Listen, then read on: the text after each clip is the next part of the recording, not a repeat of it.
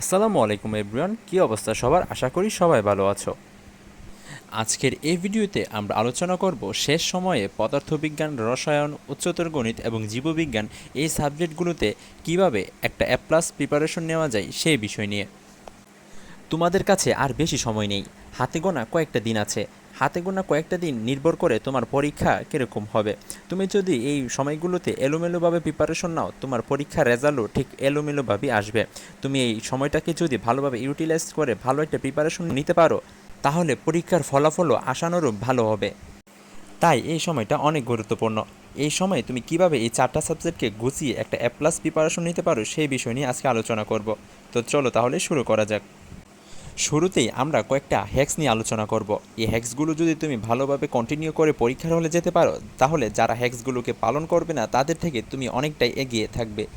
তো চলো তাহলে এখন আমরা হ্যাক্সগুলোকে নিয়ে আলোচনা করি। নাম্বার 1 হ্যাক্স হচ্ছে সাপ্লিমেন্ট অথবা গাইড অ্যানালাইসিস। তোমাদের সবার কাছে গাইড অথবা সাপ্লিমেন্ট রয়েছে। এই গাইড এবং সাপ্লিমেন্টই হতে পারে তোমার শেষ সময়ের দুর্দান্ত একটি হাতিয়ার। হ্যাঁ, মূল বইয়ের অবশ্যই বিকল্প নেই, তবে শেষ সময় প্র্যাকটিস করার জন্য সাপ্লিমেন্ট এবং গাইড খুবই প্রয়োজন। তাই সিকিউ এমসিকিউতে ভালো মার্কস পাওয়ার জন্য সাপ্লিমেন্ট এবং গাইড অ্যানালাইসিস খুবই ইম্পর্টেন্ট। তো এখন গাইড এবং সাপ্লিমেন্ট অ্যানালাইসিসের জন্য তোমাকে যেইটি করতে হবে সেটি হচ্ছে যে কোনো একটা সাবজেক্টের যে কোনো একটা চ্যাপ্টার তুমি ওপেন করবা। তারপরে বিগত বছরে এই চ্যাপ্টার থেকে আসা কোয়েশ্চেনগুলো সেই সাপ্লিমেন্ট অথবা গাইডে সুন্দরভাবে দেওয়া থাকবে। বিগত বছরের কয়েক বছরের প্রশ্ন তুমি সাপ্লিমেন্ট অথবা গাইডে সুন্দর করে পেয়ে যাবা। এখন তোমার দায়িত্ব হচ্ছে সেই প্রশ্নগুলোকে বোঝা।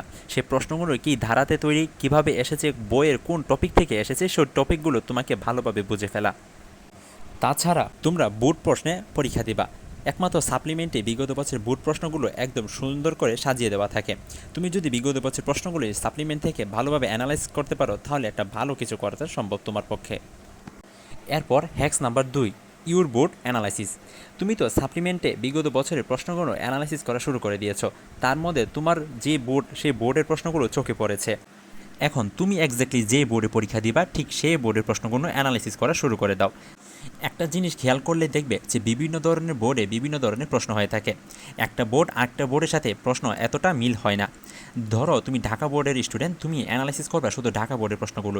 হ্যাঁ, বাদবাকি কোয়েশ্চেনগুলো তুমি পড়বা অবশ্যই, তবে ঢাকা বোর্ড ঠিক কীভাবে প্রশ্ন করে ঠিক সেইটা তুমি সাপ্লিমেন্ট দেখলেই বুঝে যাবা।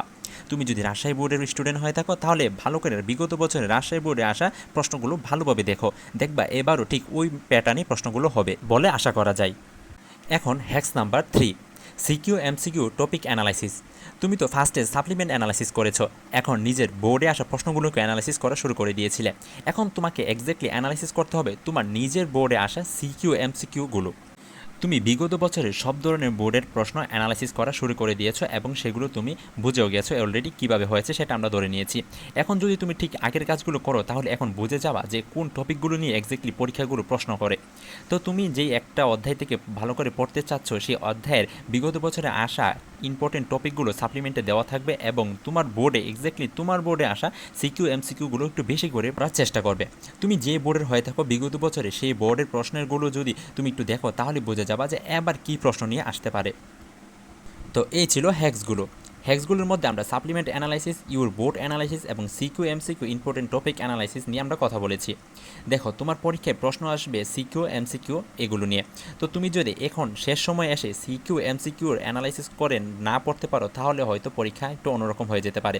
তুমি যদি শেষ সময় এসে ঠিক এভাবে অ্যানালাইসিস করে পরীক্ষার হলে যেতে পারো, তাহলে অনেক ভালো একটা প্রিপারেশনে ভালো একটা এক্সাম তুমি দিয়ে আসতে পারবে।